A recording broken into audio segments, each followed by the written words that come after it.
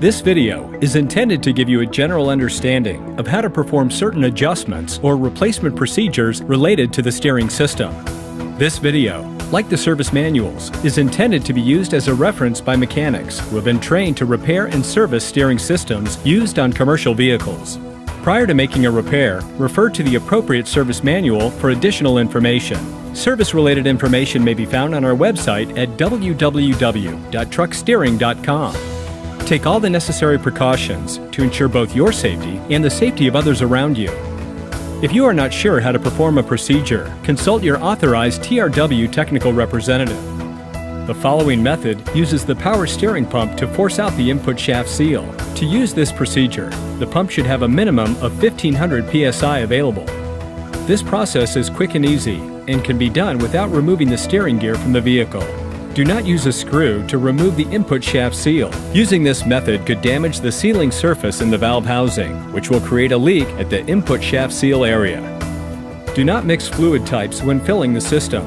Any mixture of fluid types or use of any non-recommended fluid could lead to seal deterioration and leaks. A leak could ultimately cause loss of fluid, which could result in a loss of power steering assist. Visual inspection. Set the parking brake on the vehicle and block the rear wheels. Raise the front end off the ground. Take the vehicle out of gear and put it into neutral position. Raise the hood and wipe down the area around the steering gear and the hydraulic lines related to the steering system. Place a drip pan under the steering gear to catch draining oil. Visually inspect the area around the seal, looking for signs of seal leakage or fluids transferred from other underhood components. To determine if the input shaft seal is leaking, do the following. Wipe down the area of the steering gear around the input shaft seal and hose connections. Do not steam clean or use a power washer to clean the steering gear.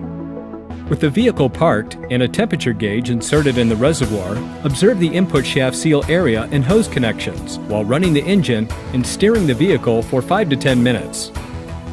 When checking the seal area and hose connections, system oil temperature should be between 130 to 160 degrees Fahrenheit. Caution: do not let the oil temperature exceed 250 degrees Fahrenheit while performing this maneuver. If fluid leakage is noted from the reservoir, hose, fittings, or other plumbing connections, repair the problem and retest. If no fluid leakage is observed, then the appearance of leakage is likely a migration of grease and not a seal failure. Seal removal. Place a drip pan under the steering gear to catch draining oil. Disconnect the return line from the steering gear. Plug the return line and cap the return port of the gear using high-pressure fittings. Disconnect the intermediate column from the steering gear's input shaft. Then clean the input shaft end of the steering gear. Remove the dirt and water seal from the steering gear. Wipe out the grease that was behind the seal.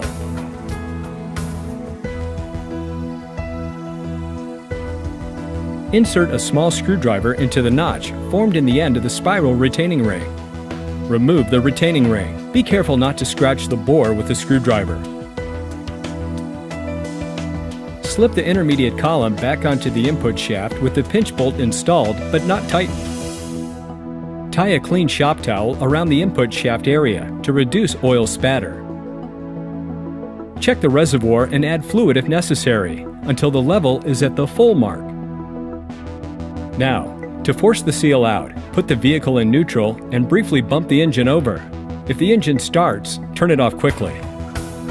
Remove the shop towel and the column connection. The input shaft seal can now be removed by hand.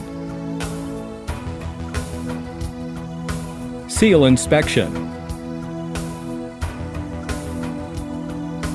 Clean and check the seal area of the valve housing for any seal fragments. Remove all debris. Check the seal you just removed for heat damage. If the seal is stiff and brittle, not pliable like the new seal, it is probably heat damaged. You should determine and fix the cause of the excessive heat in the steering system. Seal installation. Put clean grease provided in the kit on the inside diameter of the new input shaft seal and place it over the input shaft, garter spring side first. Place the small diameter end of the seal installer tool over the input shaft and against the seal. Tap the seal installer tool until the tool shoulder is square against the valve housing. Remove any seal material that may have sheared off in the seal bore or retaining ring groove. Do not use a socket to install the seal. Using a socket will seat the seal too deeply and cause damage. Install the new retaining ring into the groove. Pack the end of the valve housing bore around the input shaft with grease provided in the kit. Apply more of the grease to the backside of the new dirt and water seal. Then, place it over the input shaft.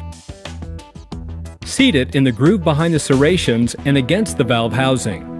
Reconnect the intermediate column to the input shaft and tighten the pinch bolt to the torque level specified by the vehicle manufacturer. Reconnect the return line to the steering gear return port. Then, refill the reservoir if necessary. This seal replacement procedure will probably introduce air into the hydraulic system. Bleed the air from the steering system before returning the vehicle to service.